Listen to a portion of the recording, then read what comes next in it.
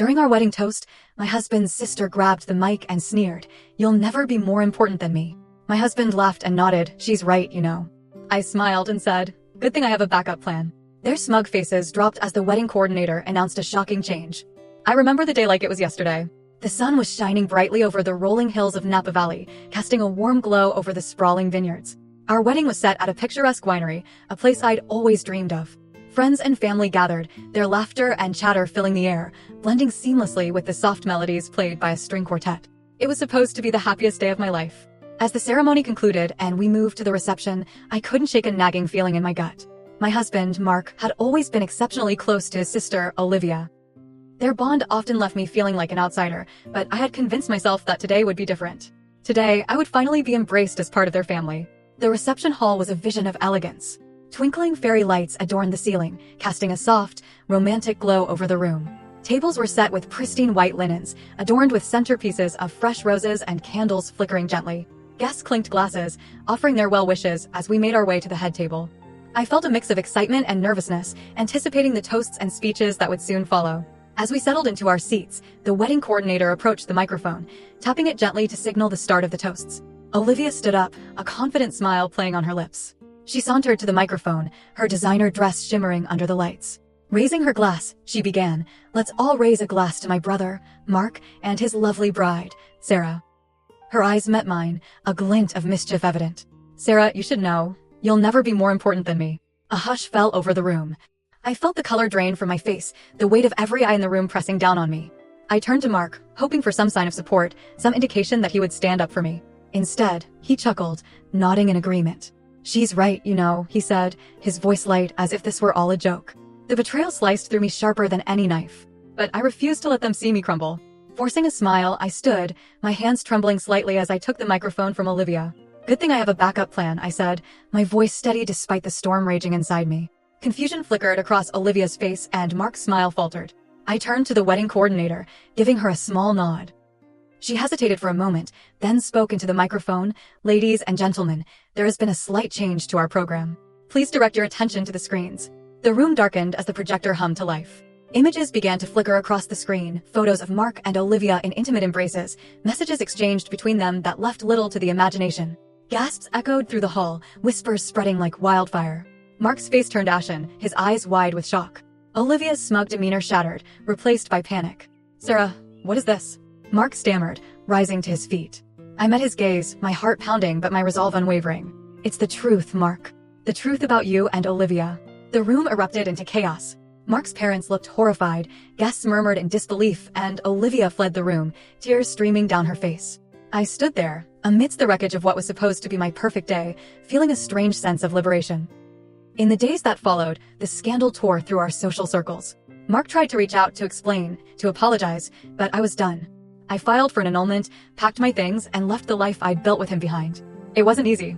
The betrayal cut deep, and the humiliation was a heavy burden to bear. But with time, I found strength in the support of true friends and family. I moved to a new city, started a new job, and began the process of healing. Looking back, I realized that the signs had always been there. The lingering touches, the inside jokes that excluded me, the way Olivia always seemed to come first. I had ignored them, blinded by love and the desire to belong. But that day, in front of everyone, I reclaimed my dignity. I refused to be a pawn in their twisted game. And though the scars remain, they serve as a reminder of my resilience and the importance of self-respect. To anyone who finds themselves in a similar situation, trust your instincts. Don't ignore the red flags. And remember, it's better to walk away with your head held high than to stay and lose yourself. I didn't leave Napa right away. The next morning, I sat alone in the honeymoon suite, the one Mark and I were supposed to be in together. My dress was still in a heap on the floor. The bouquet was wilting in a vase beside the untouched champagne. There were 3 missed calls from Mark. 8 texts. "Please call me. We need to talk. You don't understand what you saw." That one made me laugh out loud. I understood perfectly. A knock came at the door. I froze. For a second, I thought it might be him. I even hoped a little that he'd come to apologize or maybe beg. Instead, it was Grace, my best friend, standing there with a large coffee and a look I knew too well, damage control mode. She walked in without asking and sat on the bed. "I told you something was off with those 2, she said, no sugarcoating. "Too late now," I said, curling up with the coffee. "It's all out there." Grace pulled her phone out and showed me something. It's really out there. There were photos on Twitter. Screenshots from the projector. Someone had recorded it. #NapaWeddingMess, it was trending locally. My stomach flipped. But at the same time, something in me settled. Like the truth was finally loud enough to be heard. Then the real twist came. That night, I got a call from Olivia's fiancé. Yeah, she had one. Nobody ever talked about him. His name was Ethan. He sounded calm, way too calm. I saw the video. I'm guessing you found out the same time I did. Turns out, Olivia had been engaged for 6 months. Ethan lived in New York and was planning to move to California after the wedding.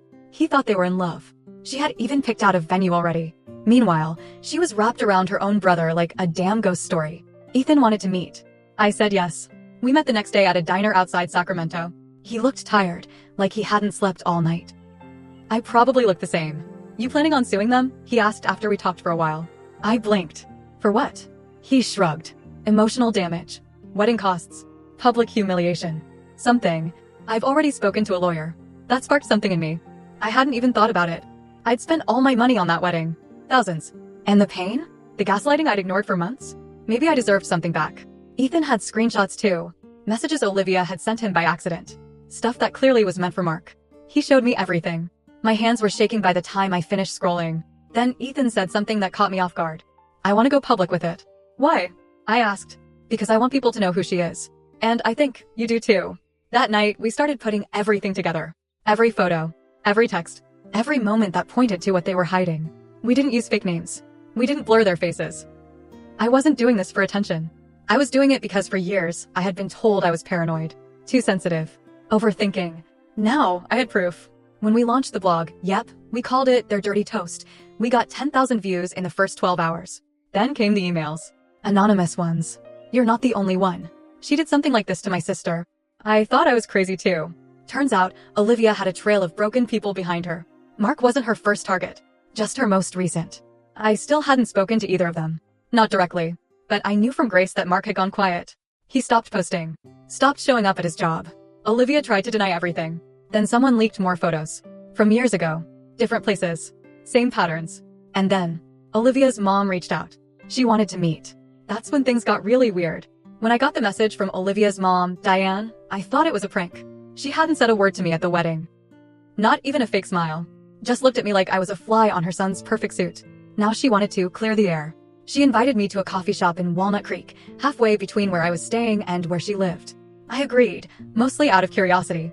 I needed to know how far the rot went. When I got there, Diane was already seated. She looked tired. The kind of tired that no makeup or Botox could hide. She didn't say hello. Just gestured for me to sit. I never wanted you to marry my son, she said. I blinked. Good morning to you too. She ignored the sarcasm. Not because I didn't like you, but because I knew something was wrong with him. With them. Them. I leaned forward. You're saying you knew about Mark and Olivia? She didn't answer right away. Then she sighed. I always suspected. When they were teenagers, I walked in on them once. Not doing anything explicit, but too close, too familiar. Olivia was sitting in his lap.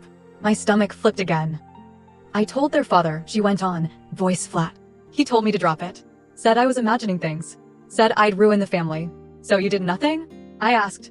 I sent Olivia to boarding school that fall, she replied. I thought it would stop.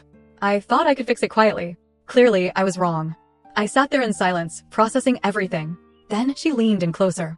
I want to help you, she said. You're not the first person they've hurt. But if we expose them completely fully, I need you to understand that it will destroy everything. My husband. Our name. Our family business. I looked her in the eye. You think I care about your last name anymore? She gave a sad little smile.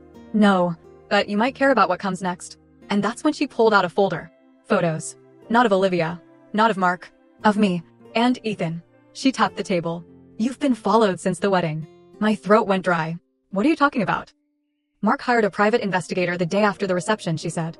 He thought you were cheating. Said you humiliated him, and he needed proof you were never loyal to begin with. The same day, my landlord said someone filed a noise complaint against me. 3 times. None of it real, but the building had to follow procedure. I was on thin ice. Ethan got a call from his HR department. Someone emailed them screenshots of our blog and claimed he was harassing his ex Olivia's doing, obviously. But with no proof, it became a he said, she said situation. We were being buried in petty chaos. Slowly, quietly. They weren't going public. They were going low. That's when Ethan suggested something bold. We don't fight back, he said. We don't stoop to their level. We go one level above. We take them to court. Real court. Restraining orders. Civil suits. We turn every lie into a legal record. I wasn't sure. The idea of seeing them again made my skin crawl. But then Grace called me, crying. Someone slashed her tires. She had posted a comment defending me under the blog, nothing wild. Just the truth. And suddenly, she's getting threats. That was it. We hired lawyers. We started building the case. Then we found out something else. Mark wasn't just Olivia's partner in that way. He was her partner in fraud. Fake companies. Real estate scams. Loan applications in other people's names. Olivia's name showed up on documents from as far back as 2016. Mark's email address was tied to them. And some of the names were family members, including Diane. She was right. This would destroy everything. But I wasn't stopping now, because the deeper we dug, the worse it got. Once the fraud came to light, things moved fast. Ethan's lawyer had connections, real ones. He brought in a private investigator who specialized in white-collar crimes. Within weeks, we had boxes of evidence. Forged documents, fake companies with Mark and Olivia's names, stolen identities, even one linked to their own cousin's social security number. It was bigger than either of us thought. I brought all of it to Diane. She looked through the files slowly, one by one. Her hands shook. They used my name on a property I didn't even know existed, she whispered. Yeah, I said. You ready to testify? She didn't answer right away. Then she said, I'm done protecting them. Let them rot. We filed charges. The fraud claims became a criminal investigation. Olivia and Mark were both subpoenaed. When they got the notice, Mark lost it. He showed up outside my temporary apartment building, pounding on the door at midnight, yelling, You don't know what you're doing. You're ruining everything. I didn't open the door. I called the police. That's when I filed for the restraining order. A week later, Olivia's mugshot hit local news. Fraud, identity theft, financial conspiracy. The blog exploded again. The people who had messaged us before now came out with names, receipts, timelines. People they had scammed. People they had ruined. Ethan's testimony sealed the deal. Then, Mark ran. Just disappeared. Tried to flee to Mexico. Got caught at the border with fake documents. Another charge. The news caught fire. California siblings behind luxury wedding exposed as white-collar criminals. Now here's where the twist slaps back at me. In all this chaos, I made a mistake. I got so caught up in the revenge, the case, the blog, the fight, that I forgot I was human too. I started lying to myself. Told myself I was fine. I wasn't. I was burning out. I pushed people away, including Ethan. He tried to stay supportive. He really did. But one night, he told me, You're not healing, Sarah. You're just fighting. We had a huge fight. I accused him of turning into Mark. He looked gutted. Quietly, he said, Don't do to me what they did to you. And he walked out. Didn't come back. That was the night I cried for real. Not over Mark. Not over Olivia. Over me. Over how far I'd let it go. Over the parts of myself I gave up in that war. The court date came. Olivia wore a beige pantsuit. Mark was in shackles. Diane testified against both of them. So did I. So did Ethan, even though we weren't speaking. The judge called it one of the most disturbing cases of betrayal, fraud, and manipulation this courtroom has ever seen. They were both sentenced. Olivia, 9 years. Mark, 12 years. No parole for the first 5. Their assets were seized. The family company collapsed. Diane moved to Oregon, changed her name. She still sends me a Christmas card every year. As for me, I stopped blogging. I took a year off and went silent. No social media. No interviews. Nothing. I finally got a therapist. Learned how to sleep without checking if someone had hacked my email. It's been 2 years. I opened a small consulting business helping women spot red flags in financial partnerships. Nothing big. Just enough. And one day, out of nowhere, Ethan emailed. No subject line. Just one sentence. I finally healed too. We met up for coffee. It was quiet. No big emotions. Just peace. And that's how I knew the war was over. Not just with them, but with myself.